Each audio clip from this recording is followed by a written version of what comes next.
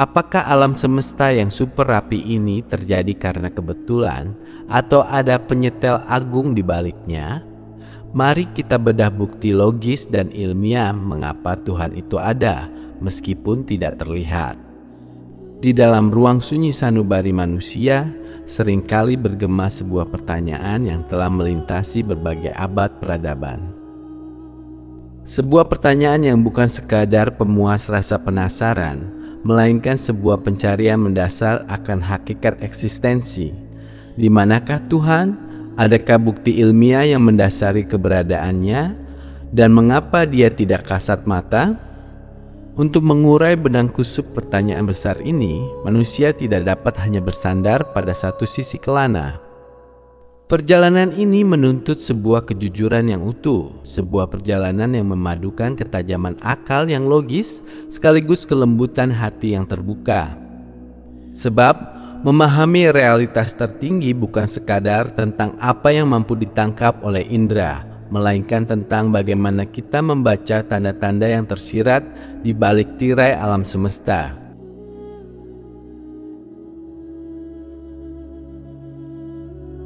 Perjalanan akal selalu dimulai dari titik yang paling mendasar, hukum kausalitas. Dalam realitas kehidupan sehari-hari, tidak ada satupun manusia yang waras yang akan menyangkal bahwa setiap akibat pasti memiliki sebab. Keberadaan sebuah mahakarya arsitektur megah senantiasa mengarah pada sosok arsitek yang merancangnya. Seuntai kalimat yang penuh makna secara mutlak membuktikan adanya jemari penulis yang menggoreskannya. Belum pernah ditemukan dalam sejarah sebuah tatanan yang kompleks dan teratur dapat lahir secara tiba-tiba dari ketiadaan mutlak tanpa ada faktor penyebab. Jika logika sederhana ini kita bentangkan pada skala yang lebih luas, kita akan dihadapkan pada panorama alam semesta yang maha luas. Galaksi-galaksi menari di garis edarnya dengan presisi yang menakjubkan. Hukum-hukum fisika bekerja tanpa jeda dengan konsistensi yang absolut. Bahkan di dalam tubuh kita sendiri, jutaan sel dan jaringan saraf bekerja dalam sebuah simfoni yang teramat rumit demi menjaga detak jantung kehidupan. Sains modern pun kemudian hadir mengonfirmasi melalui teori Big Bang bahwa alam semesta ini memiliki titik awal, sebuah permulaan dari dimensi ruang dan waktu. Secara logis, segala sesuatu yang memiliki permulaan mutlak membutuhkan penyebab untuk mengadakannya.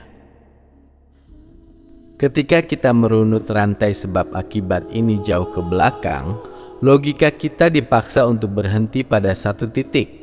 Sebab pertama, the unconscious cause. Sebuah entitas yang menjadi sumber dari segala sesuatu, yang tidak diciptakan namun menciptakan, yang tidak bergantung pada apapun namun menjadi tempat bergantung bagi segala makhluk.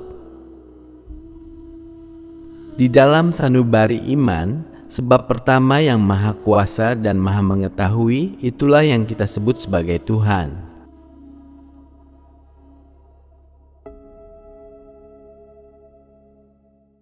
Namun benak manusia kembali bertanya, adakah bukti ilmiah yang dapat menopang keyakinan ini? Secara epistemologis, kita harus bersikap jujur bahwa sains atau ilmu pengetahuan alam tidak dirancang untuk membuktikan keberadaan Tuhan secara langsung di dalam laboratorium. Sains bekerja dengan mengamati, mengukur, dan menguji materi yang terikat pada ruang dan waktu. Sedangkan Sang Pencipta berada di luar batasan-batasan material tersebut. Kendati demikian, sains tidak pernah absen memberikan petunjuk visual yang menakjubkan bagi akal yang berpikir.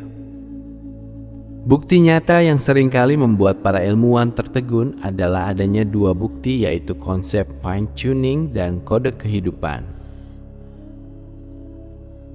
Konsep fine-tuning atau penyetelan presisi kosmos membuktikan sains menemukan bahwa konstanta-konstanta dasar alam semesta seperti kekuatan gaya gravitasi dan elektromagnetik berada pada skala angka yang sangat spesifik.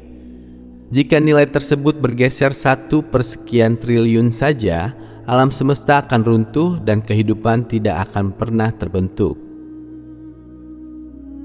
Alam semesta ini seolah-olah telah disetel secara sengaja oleh kecerdasan yang agung agar kehidupan dapat mewujud. Sementara kode kehidupan atau DNA membuktikan bahwa di dalam inti sel makhluk hidup terdapat molekul DNA yang menyimpan miliaran informasi terstruktur, persis seperti kode digital dalam program komputer. Dalam hukum logika modern, keberadaan sebuah kode atau informasi yang kompleks selalu mengimplikasikan keberadaan seorang perancang yang disebut programmer.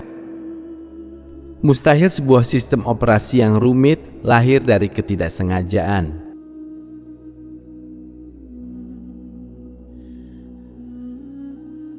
Ketika akal mulai menerima bahwa ada kecerdasan agung di balik penciptaan ini, muncul sebuah pertanyaan teologis berikutnya.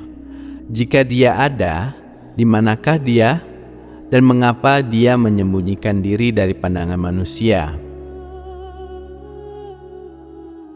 Untuk menjawab hal ini, kita harus melepaskan cara pandang antropomorfis, cara pandang yang menyamakan Tuhan dengan makhluk. Dalam ajaran agama, konsep keberadaan Tuhan sangat luhur. Dia tidak berada di dalam alam semesta, tidak pula menempati ruang dan waktu seperti benda-benda materi. Jika dia berada di dalam dimensi ruang, hal itu berarti dia terbatas dan menjadi bagian dari ciptaannya sendiri. Hubungan ini dapat dianalogikan secara terbatas seperti seorang pelukis dan karya lukisannya. Sang pelukis menggoreskan warna, menciptakan bentuk, dan mengatur seluruh dinamika di atas kanvas. Namun, sang pelukis secara mutlak berada di luar lukisan tersebut. Dia tidak terperangkap di dalam dimensi cat dan kain yang dibuatnya. Begitu pula dengan Tuhan. Dia yang menciptakan ruang, maka dia tidak dibatasi oleh ruang. Dia yang menciptakan waktu, maka dia tidak terikat oleh detik dan tahun. Namun dengan kemahatauannya yang meliputi segala sesuatu, ilmu dan kekuasaannya hadir lebih dekat daripada urat leher manusia itu sendiri. Mata manusia tidak mampu melihatnya bukan karena dia tidak ada, melainkan karena keterbatasan indera makhluk itu sendiri. Manusia tidak dapat melihat udara yang mereka hirup, tidak dapat menangkap gelombang radio yang lalu lalang, dan tidak dapat memegang medan magnet yang bekerja di bumi. Jika terhadap materi yang kasat mata saja indera kita kerap menemui batasnya, bagaimana mungkin mata yang fana ini mampu memandang zat yang maha tak terbatas?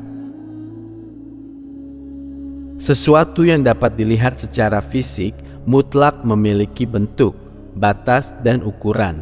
Padahal Tuhan Maha Agung dan melampaui segala batas materi.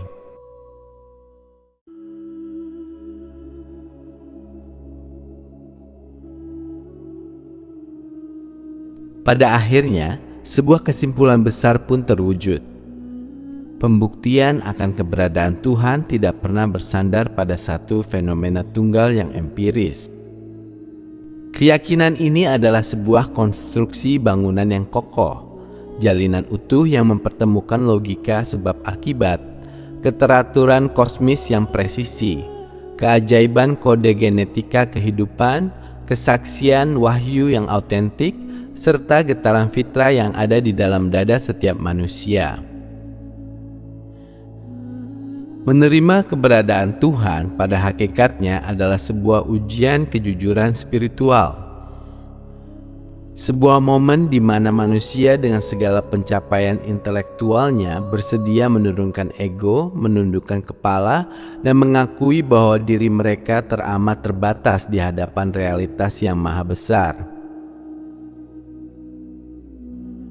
Keyakinan ini sama sekali tidak menumpulkan ketajaman akal, melainkan justru menyempurnakannya. Sebab akal sehat yang berjalan lurus pada akhirnya akan tiba di gerbang batas kemampuannya, dan di titik itulah imam mengambil peran untuk melangkah lebih jauh.